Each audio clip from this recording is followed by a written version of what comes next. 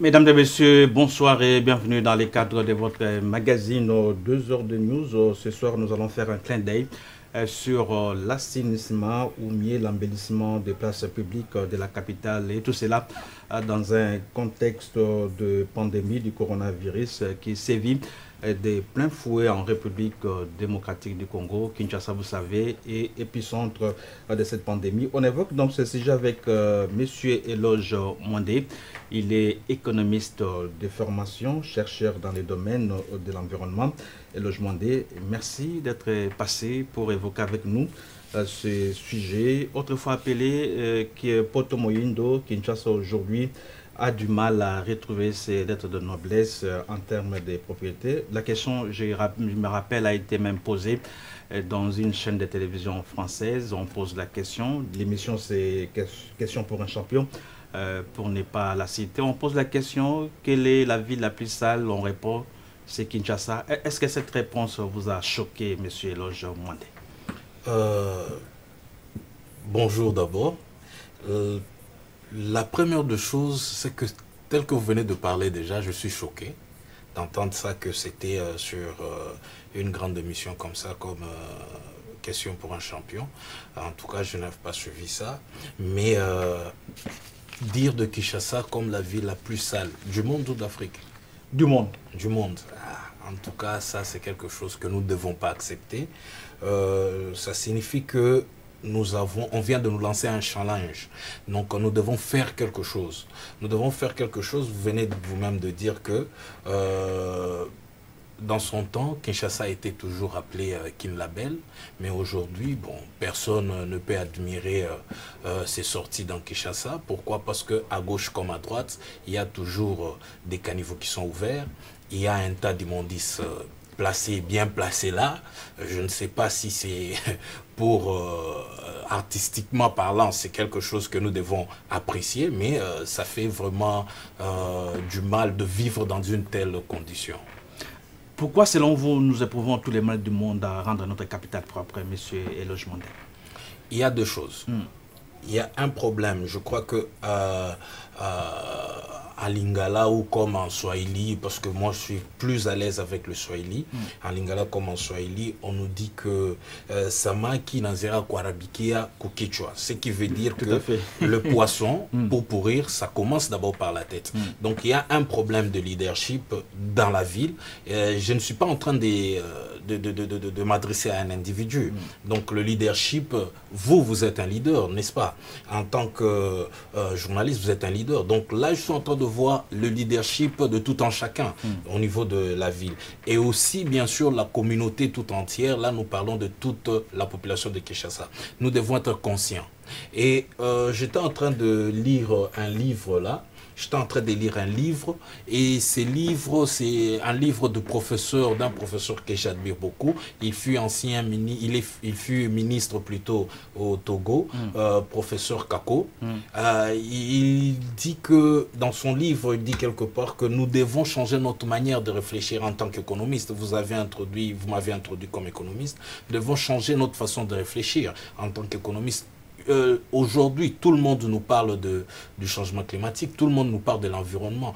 Donc, qu'est-ce que nous sommes en train de faire? Donc, le problème environnemental, comme le cas de la ville de Kinshasa, est un problème de tout le monde, qui concerne tout le monde, chacun dans son domaine. Et là, je parle d'abord des leaders d'opinion ainsi que du commun de mortels. Donc, c'est une affaire de tout le monde. Nous devons être conscients que Kinshasa est sale. Et nous devons améliorer cette condition-là. Nous étions à 500 000 en 1960, 60 ans après, aujourd'hui on parle de 12 millions. Est-ce que c'est passé là les problèmes? Là, vous parlez comme Sarkozy. Dernièrement, j'étais en train de discuter avec quelqu'un, toujours autour de ça, Sarkozy, qui est en train d'étaler sa connaissance comme quoi le problème que nous avons dans le monde, c'est un problème démographique. Non. Moi, je suis contre cela. Mais quelque part, je peux rejoindre son opinion quand il parle de la situation de l'énergie. Aujourd'hui, je vous donne juste un exemple. Aujourd'hui, sur le plan écologique, on nous fait comprendre qu'il faut changer notre production énergétique, n'est-ce pas? Notre production énergétique, il faut mettre fin à la production, à l'utilisation du pétrole, il faut mettre fin à l'utilisation de l'énergie nucléaire, parce que ça ne répond pas aux normes écologiques. Je suis d'accord avec ça. Mais au même moment, on nous parle comme quoi la solution, c'est le cobalt par rapport aux batteries. Mais vous savez comment on est en train de détruire notre environnement ici en RDC, juste par rapport à la production du cobalt. Donc pour vous répondre directement que le problème n'est pas démographique, le problème est d'une manière consensueuse. Donc nous devons être consensueux, nous devons comprendre que chacun dans son domaine, il y a un problème. Aujourd'hui, les miniers, quand ils sont en train d'extraire nos produits, nos produits miniers en RDC, qu'est-ce qu'ils sont en train de faire? Quelle est la politique écologique de ces gens-là? Aujourd'hui, les banques en RDC, ici dans la ville de Kinshasa, quelle est la politique écologique ou environnementale de chaque banque? Voilà le problème que nous devons nous poser. Donc il ne s'agit pas là de condamner nos familles ou encore de condamner nous-mêmes comme quoi il y a un problème démographique. Nous devons, d'ailleurs moi je suis chrétien, que nous dit la Bible? Nous devons nous multiplier. Et maintenant, si on doit nous multiplier, ça c'est recommandé par Dieu. Et aujourd'hui, vous nous parlez qu'il faut arrêter cela. Qu'est-ce que nous sommes en train de créer? Donc, premièrement, nous sommes contre Dieu. Et des deux, nous sommes en train de détruire notre pays. Parce qu'il n'y aura pas de progéniture. Mais on n'arrive pas à rendre viable notre environnement. Aux États-Unis, ils sont plus nombreux, mais ils ont des villes très propres. Ah voilà, vous êtes en train directement de me rejoindre. Donc, pour vous dire que le problème n'est pas démographique, le problème est au niveau de tout un chacun. La politique, quelle est la politique environnementale d'abord de notre ministre? Là, je m'adresse au gouvernement national. Quelle est la politique environnementale de notre ministre? Une fois sur une de chaînes sœurs à vous, j'étais en train de suivre, c'était une radio, un porte-parole ou conseiller du ministre qui parlait comme quoi la première des choses qu'ils sont en train de faire, c'est de mettre fin à l'utilisation du bois de chauffe pour le remplacer avec le gaz. Donc la cuisson par gaz. C'est bien. C'est bien. Est-ce que c'est ça une politique d'un ministère comme celui-là? Vous voyez déjà, ça c'est un problème. Aujourd'hui, notre ministre devait présenter une politique environnementale. Et cette politique environnementale ne doit pas être d'appauvrir une communauté quelconque dans notre pays. Alors, Eloge Mwande, on vous nomme ministre de l'Environnement. Par où vous allez commencer? Vous savez, il y a un problème. Je ne dis pas que je suis meilleur que le ministre qui est là. D'ailleurs, personnellement, je ne le connais pas, mais je ne connais pas son CV, mais au moins, la première des choses, je crois qu'il est en train de faire quelque chose de bien, parce que il est en train déjà d'attaquer un problème. Mais moi, je trouve que ce qu'il fait n'est pas tout ce qu'il devait être fait. Donc, il faut qu'il y ait une politique élargie. Et la politique élargie, c'est quoi? Sur le plan économique, au niveau du ministère, quelle est la politique économique environnementale? Sur le plan minier, quelle est la politique minière sur le plan environnemental? Sur le plan... Donc, on doit avoir toutes ces politiques-là autour et non pas s'attaquer à à un seul groupe de la communauté congolaise. Là, quand vous vous attaquez seulement à ces gens-là qui sont en train de couper le bois, mais vous laissez ceux-là qui sont en train de polluer nos eaux chaque jour. Je vous signale ici, la production d'une tonne de cuivre est égale à l'utilisation d'une tonne d'acide. Donc, pour avoir une tonne de cuivre, il faut utiliser une tonne d'acide. Et quand on utilise la tonne d'acide, où est-ce que nous nous retrouvons avec la tonne d'acide?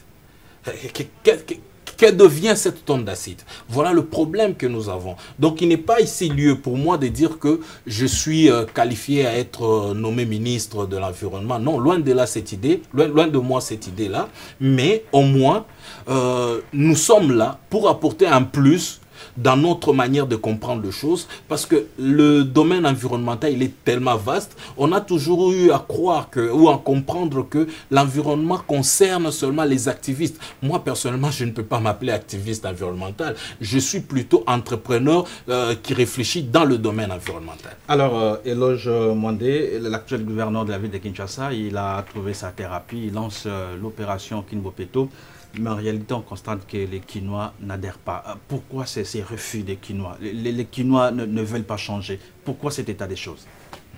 Je dois être radical. Hein? Je dois être radical concernant ce sujet-là. Vous savez, il faut changer la façon de faire les choses. Il y a eu alternance dans ce pays. Et cette alternance doit être réelle partout.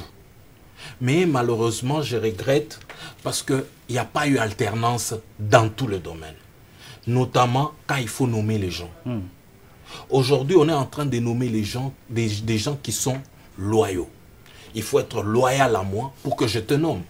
C'est ça le problème. Donc nous nous retrouvons dans une situation où le gouverneur a des très belles idées, comme le ministre d'ailleurs, le ministre national de l'environnement. Ils ont de très belles idées. Mais quand ils arrivent, ils n'ont pas une équipe technique pour faire cela.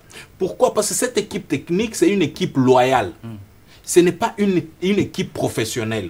C'est une équipe loyale. Donc, elle est là pour accepter tout ce que le ministre dit ou tout ce que le gouverneur dit. C'est ça le problème que nous avons. Très souvent, c'est des politiques, des membres des partis politiques, des bénis, oui, les ministres, ils disent quelque chose, ils acceptent. C'est ça. Parce que là, c'est quoi? Tu es contre le ministre, ça signifie que tu es en train de rouler avec son opposant direct ou je ne sais pas. On s'imagine toujours des opposants dans ce pays. Alors, de ce fait, on doit t'écarter. Donc, qu'est-ce qu'il faut faire? Il faut se plier. Et un autre problème, nous avons dans des cabinets dans ce pays, des cabinets où nous trouvons les membres de famille. Pourquoi? Parce qu'il faut quelqu'un avec qui j'ai confiance. Alors qu'on n'a pas besoin de nommer des gens en qui vous avez confiance. On a besoin de nommer des gens qui vont vous accompagner à réussir dans votre politique. C'est ça le problème. La politique du gouverneur, moi personnellement, je ne l'ai jamais vue, la politique de Kinbopeto, mais je crois, c'est une très bonne politique. Il fallait commencer par ça, mais je pense que le gouverneur est mal entouré. Le gouverneur n'a pas des gens techniques qu'il lui faut. Parce que, comme je suis en train de vous dire, il devait s'entourer des techniciens. Sur le plan économique, sur le plan électrique, sur le plan mécanique, en tout cas dans tout le domaine, il devait avoir des gens qui devaient réfléchir c'est quoi Kinbopeto et qu'est-ce qu'il faut faire. Et aussi, vous devez savoir une chose, quand on amène une nouvelle façon de voir les choses, ce qui veut dire que la population doit changer son comportement. Et pour que la population change de comportement, il faut qu'il y ait un sociologue qui doit vous aider dans cette politique-là. Et c'est ce sociologue-là, il doit connaître le comportement de la population et comment avoir une politique de transition pour amener la population à accepter votre politique. On ne vient pas comme ça pour s'imposer comme si on était encore dans la période dictatoriale. Et là, je suis en train de parler de 32 ans de Mobutu. Alors, Monsieur Eloge Mwandé, en dépit de ces tableaux sombres, vous avez quand même décidé de mettre sur pied une agence marketing pour embellir les milieux publics. Parlez-nous en long et en large de cette structure.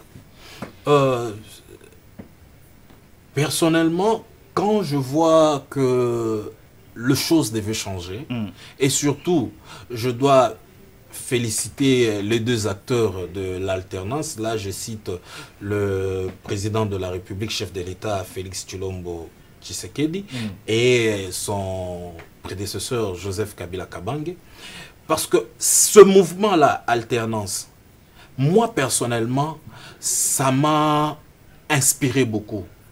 Et je me suis mis à méditer autour de ça. Et je me suis dit, cette alternance, comme je venais de le dire ici, cette alternance doit se refléter dans la vie de tout un chacun. Et voilà, il fallait qu'il y ait alternance aussi dans la réflexion. Et il y a eu alternance dans ma réflexion. Et cette alternance a donné naissance à cette agence que nous appelons Yobiz. Avec Yobiz, l'idée initiale, c'est quoi? Nous pouvons faire de l'argent, mais en rendant notre milieu propre. Nous pouvons faire de l'argent, mais en conservant notre nature. Nous pouvons faire de l'argent en embellissant les places publiques de Kinshasa. Je vous donne un exemple. Vous arrivez à l'aéroport de... Je vous repose la même question. Est-ce que vous avez au préalable étudié la du quinoa, qui est difficile à accepter des innovations? Ça, c'est une très belle question. D'ailleurs, vous savez, quand Vodacom est venu dans ce pays pour commencer avec son entreprise, ou encore je peux dire RTL, tout ça. Bon, je ne sais pas qui est venu en premier, mais je prends l'un de deux, parce que je crois que c'est soit Vodacom ou RTL. Quand ils sont venus, il y avait un besoin. Et les besoins, c'était quoi? Les gens devaient communiquer, n'est-ce pas? Et quand les gens devaient communiquer, il y avait rupture, parce qu'il n'y avait pas moyen que les gens communiquent. Alors eux ont vu qu'il y avait rupture, il y avait ce besoin-là, ils sont venus répondre à ce besoin-là. Et ça, c'est la première idée qui touche un entrepreneur ou un homme d'affaires. Et moi, c'est cette idée-là qui m'a touché. Je regarde notre ville de Kinshasa. Je regarde notre RDC un peu partout où j'ai déjà été. Je comprends qu'il y a un besoin. Le Congolais a besoin du loisir. Papa, vous ne pouvez pas sortir de chez vous si déjà dehors, votre parcelle, c'est sale. Vous ne pouvez pas sortir de chez vous un week-end, aller vous mettre en famille quelque part en public, dans un jardin, si c'est sale. Vous comprenez? Donc il y a déjà un problème. Il faut créer le besoin. Plutôt, il faut répondre à ce besoin-là. Et nous sommes venus pour répondre à ce besoin-là. Les Quinois, comme tout le monde dans le monde, a besoin de se divertir, a besoin d'un loisir, a besoin d'être quelque part pour passer de son temps en famille. La région nous balance quelques éléments là, c'est ça l'image de Kinshasa, une ville catastrophique et logement. Mais je vous dis déjà que Kinshasa n'est que une petite portion de la réalité de la RDC. Partout en RDC, c'est pareil. Mais seulement qu'on a toujours tendance à croire que Kinshasa, c'est plus sale que... peut-être Goma et Likasi. Bizarrement, moi, je viens de Likasi. moi, je suis pratiquement de Likasi. Il n'y a pas grand-chose là-bas aussi. Mais je vous dis, c'est la réalité partout. Et quand vous parlez de Goma, Goma... Là, déjà, du coup, je dois féliciter le leadership de l'ancien gouverneur, Paloukou, oui, qui a fait quelque chose d'extraordinaire. Il n'y a pas de chasseurs à Goma, donc...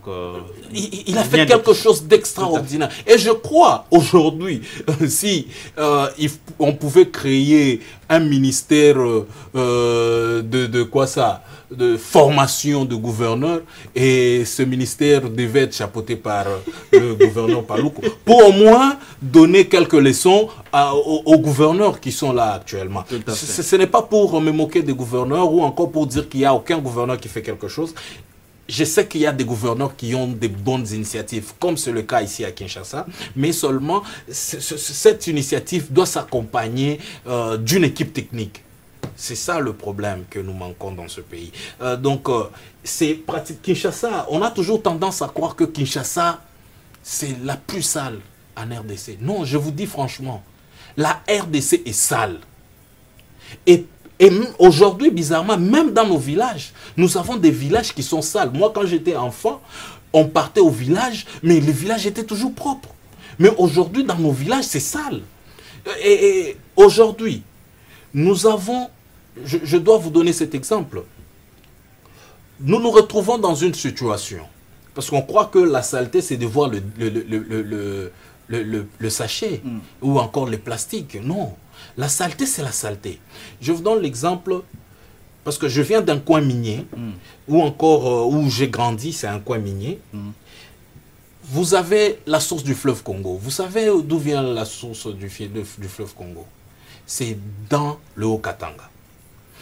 Et de la source à la rivière Lualaba, il y a des kilomètres. Mais vous avez des mining qui sont en train de polluer cette eau avec des acides que je viens de vous donner comme exemple. À l'indifférence totale de l'autorité. Voilà. Et cette eau, c'est dans le fleuve. Mais nous sommes sans ignorer que la forêt en RDC tire aussi naissance à ce fleuve. Donc sans le fleuve, nous risquons même de perdre notre forêt.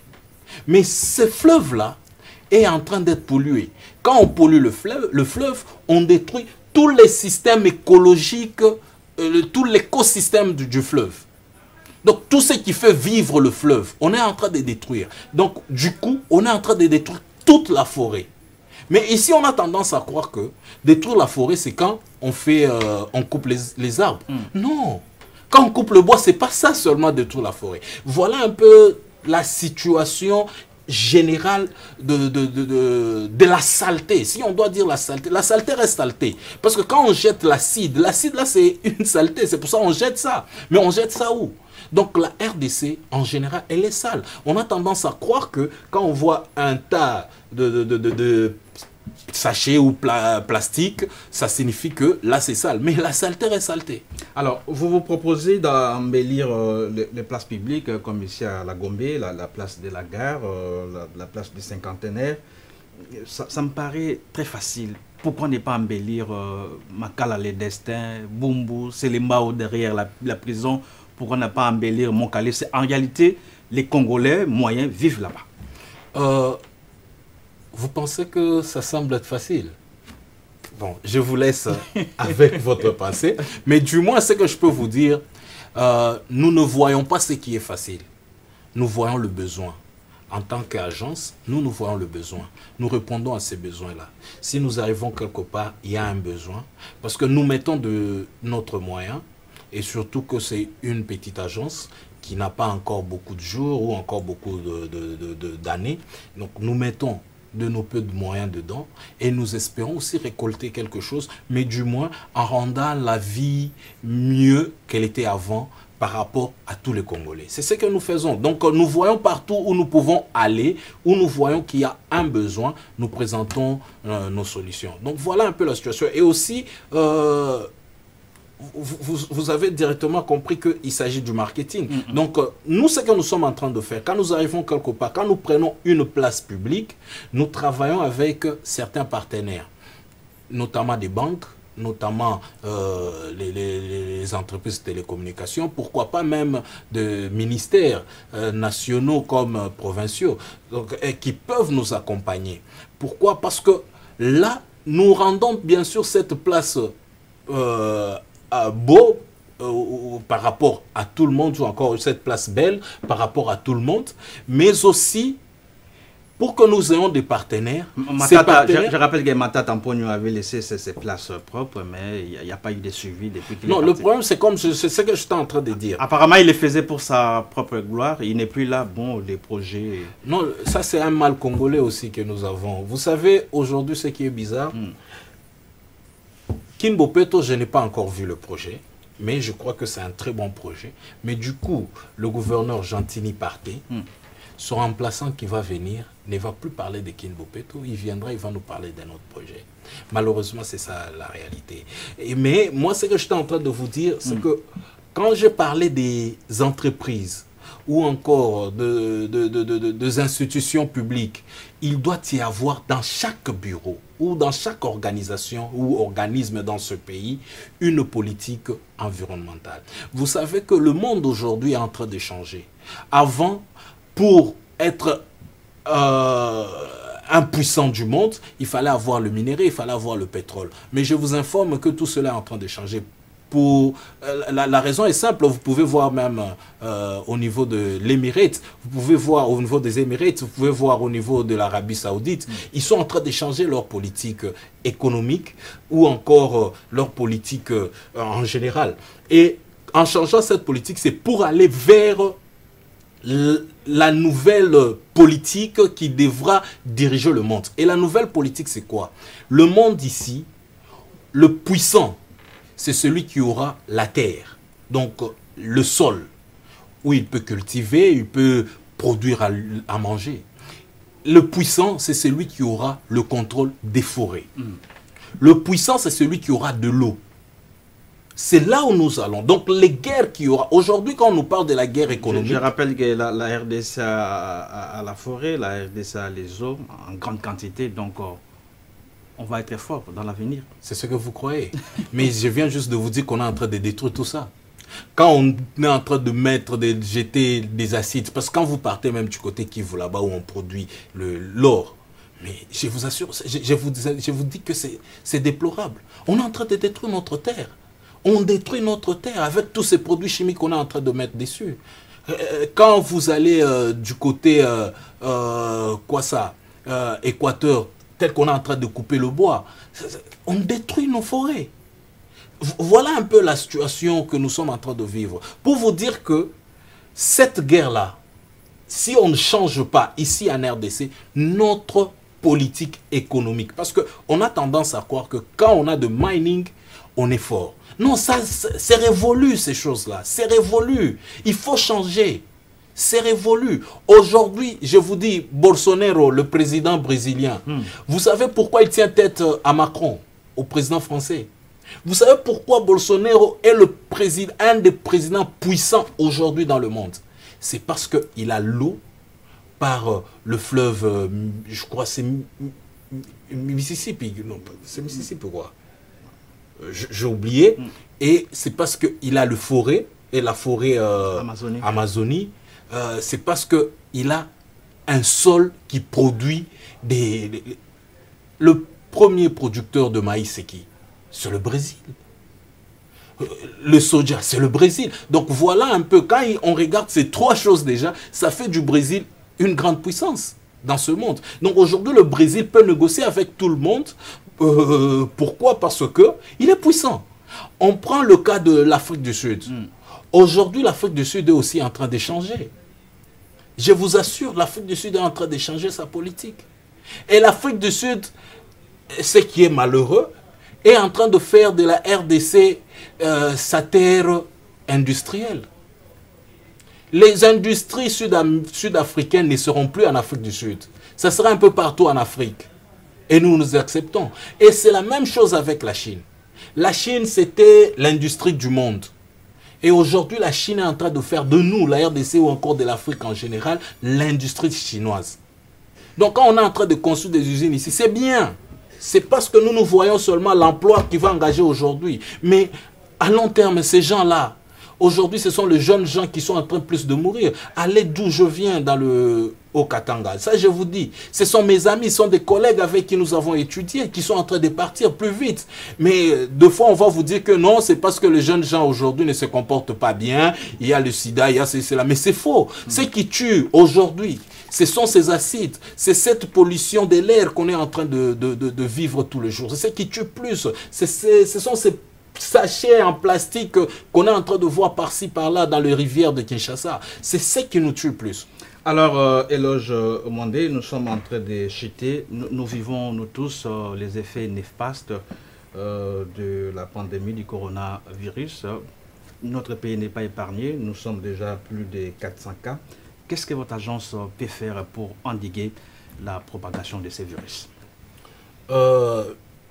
Comme je vous ai dit, c'est comme par exemple quand il y a eu le problème ici de Corona, on a vu partout au monde, tout le monde parlait de il faut laver ses mains régulièrement. Tout à fait. Donc là, je parle de mesures barrières. Et je crois que l'une des mesures barrières la plus sécurisante, si je peux mettre ça dans ce sens-là, c'est se laver les mains régulièrement. Alors, Yobis a réfléchi à quelque chose. Nous avons mis sur pied un lavement, un type de lavement. Ce lavement avec une capacité de 180 litres. En fait, nous pouvons l'adapter selon les commandes. Moi, personnellement, ça me fait mal quand je vois dans de bâtiments publics ou encore dans de grands bureaux comme des banques ou des télécoms, je trouve des petits seaux. Bon. Donc on doit mettre des agents qui doivent prendre de l'eau chaque 5 minutes par rapport à... Ça fait un peu archaïque. Ça fait un peu archaïque. Et aussi sans oublier que le seau est en plastique. Le plastique est l'ennemi numéro 1 de notre terre, de notre sol. Donc du coup, c'est quelque chose que il ne faut même pas encourager. Il ne faut pas encourager. Alors, on a mis sur pied une idée que nous avons essayé d'adapter et que nous pourrons toujours adapter selon nos clients ou encore selon les commandes que nous recevons pour faire de sorte que chacun à son niveau dans des bâtiments Vous l'avez fabriqué avec quelle matière? Il est métallique. Il est métallique. En fait, ce sont de matières métalliques recyclées. Donc, au lieu de laisser pourrir nos sols, nous les avons recyclés carrément. Donc, nous récupérons les matières métalliques recyclées que nous essayons d'adapter pour que ça soit quand même présentable et en termes de quantité, que ça réponde aussi aux besoins, au lieu de chaque fois voir quelqu'un qui doit remplir, aller jeter de l'eau, tout ça, non, qu'il y ait quand même quelque chose qui évacue d'elle-même de l'eau, et puis il y a assez d'eau en réserve pour utiliser, pour se laver fréquemment les mains. Ça, c'est le premier point. Mais on a tendance à oublier, hein, parce que vous ne m'avez pas posé cette question-là, je suis obligé d'intervenir par rapport à ça. On a tendance à oublier que on a connu le Ebola dans ce pays. Ou encore, on vient d'apprendre que ça revient encore, tout ça.